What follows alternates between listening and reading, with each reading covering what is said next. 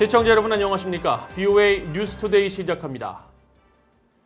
미국 정부가 주한미군 한국인 근로자들에 대한 한국의 임금 지급안을 수용하기로 하면서 방위비 분담금 협상이 새로운 분기점을 맞고 있습니다. 미국 내 전문가들은 그러나 근로자 임금 지급에 대한 미한 양측의 견해차와 함께 가장 중요한 방위비 분담에 대한 미국 대통령의 셈법은 여전히 불투명하다고 지적했습니다. 첫 소식 김동현 기자가 취재했습니다. 한국 정부는 올해 말까지 주한미군 한국인 근로자에 대한 임금 지불 제한을 미국이 수락한 데 대해 선지급의 일환이라고 강조하고 있습니다. 앞으로 방위비 분담금 협상이 타결되면 이후 한국이 지불한 금액을 합의한 총액에서 삭감하거나 미국으로부터 변제받는 방식 등을 의미합니다. 브루스 클리너 헤리티지 재단 선임연구원은 그러나 미국은 이에 동의한다는 뜻을 밝히지 않았다면서 미국과 한국의 입장차는 크다고 지적했습니다. That there's still not agreement on whether the U.S. will reimburse Korea for that, and then on the sort of most important level is that this does not reflect any resolution of the ongoing SMA stalemate. 더구나 미국은 무급휴직 문제를 4월 전 협상 타결을 위한 지렛대로 사용했을 수 있다는 점을 감안하면 무급휴직 문제 해결은 방위비 분담금 협상에 큰 영향을 주지 못할 것이라는 분석입니다.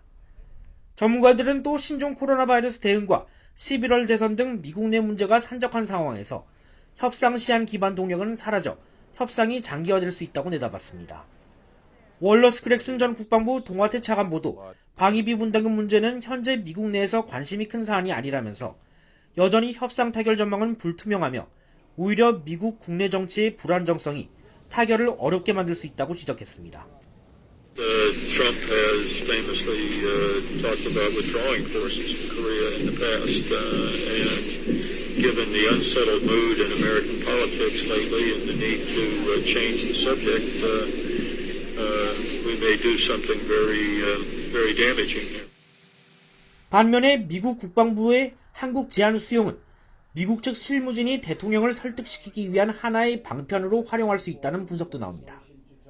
Claim to the president that this extra $200 million was an additional payment, and therefore, it's a compromise. 미국 국방부는 한국 제안 수용 사실을 밝히면서 여전히 한국도 양보해야 한다는 입장을 강조했습니다. 전문가들은 중요한 건 협상 교착의 본질인 미국 대통령의 입장 변화라면서 현재로선 어떤 변화의 지표도 보이지 않는다며 협상 타결 전망을 예단하기 어렵다고 지적했습니다. VOA 뉴스 김동현입니다. 경제난을 겪고 있는 북한에서 가장 시급한 과제는 김정은 위원장이 북한 내에 공존하고 있는 통제경제와 시장경제 간 간극을 줄이는 일이 될 것이라고 미국 내 전문가들이 지적했습니다.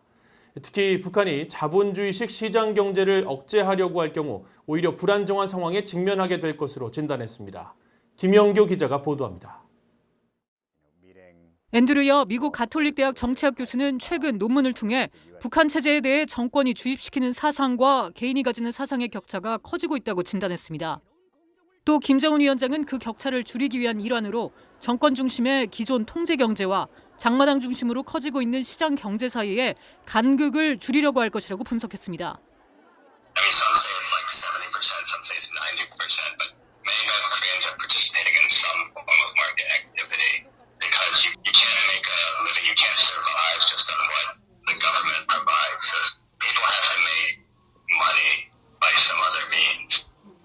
앤드류 여 교수는 그러면서 김 위원장이 시장을 통제하지 못할 경우 북한 정권의 위협으로 느낄 것이라고 말했습니다. If markets flourish, but the regime kind of fails to co-opt or capture the markets, I think that's where the situation can become more unstable. 다니엘 워츠 전미 북한위원회 국장도 북한 정권이 시장 경제를 억누르지는 못할 것이라고 진단했습니다.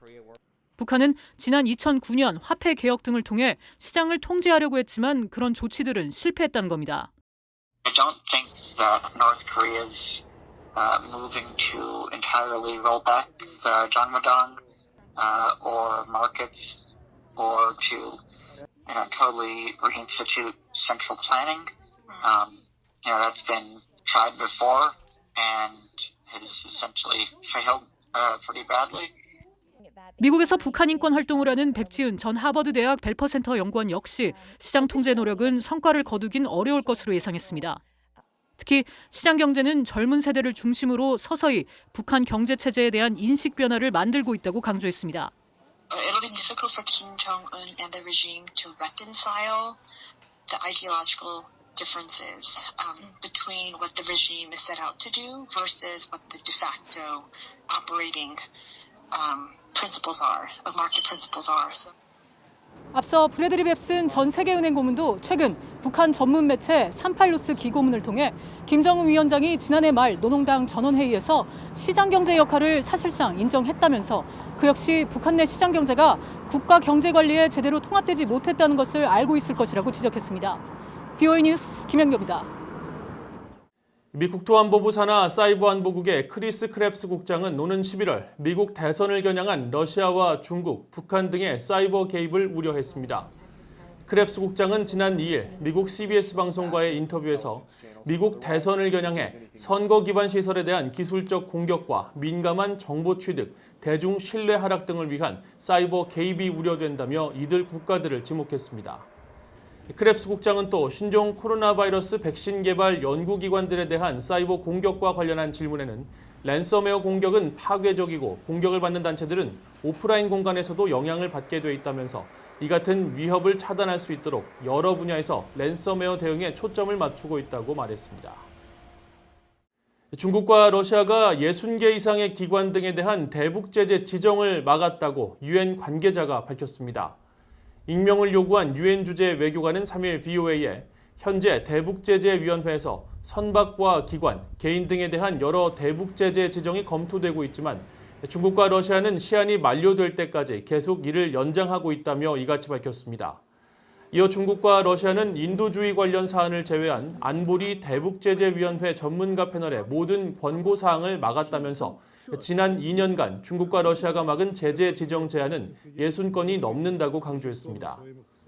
앞서 VOA는 각국의 유엔 안보리 대북 제재 이행 여부 등을 감시하는 전문가 패널이 지난해와 올해 선박 22척에 대해 제재 지정을 권고했지만 안보리가 이를 이행하지 않고 있으며 이에 따라 지난해 제재 위반 행위에 가담했던 일부 선박들이 올해 또다시 제재 위반 선박으로 지목된 사실을 보도했습니다. 지난달 유엔 안보리 대북제재위원회 제재 면제 승인은 한 건도 없었던 것으로 확인됐습니다. 유엔 안보리 대북제재위원회는 지난 1월부터 4월까지 매달 최대 5건의 제재 면제를 승인해왔지만 지난 5월 한 달 동안은 제재 승인이 한 건도 없었던 것으로 파악됐습니다. 이에 대해 유엔 안보리의 외교 소식통은 대북 인도주의 지원 관련 단체들의 제재 면제 요청이 없었기 때문이라면서 지난 5월에는 어떤 지원 단체도 대북 제재 면제를 요청하지 않았다고 밝혔습니다. 올해 들어 지난 4월까지 받은 대북 제재 면제 승인 건수는 3일 현재 20건이며 이와 관련한 대북 지원 활동이 이어지고 있습니다. 이상으로 VOA 뉴스투데이를 마칩니다. 시청해주신 여러분 고맙습니다.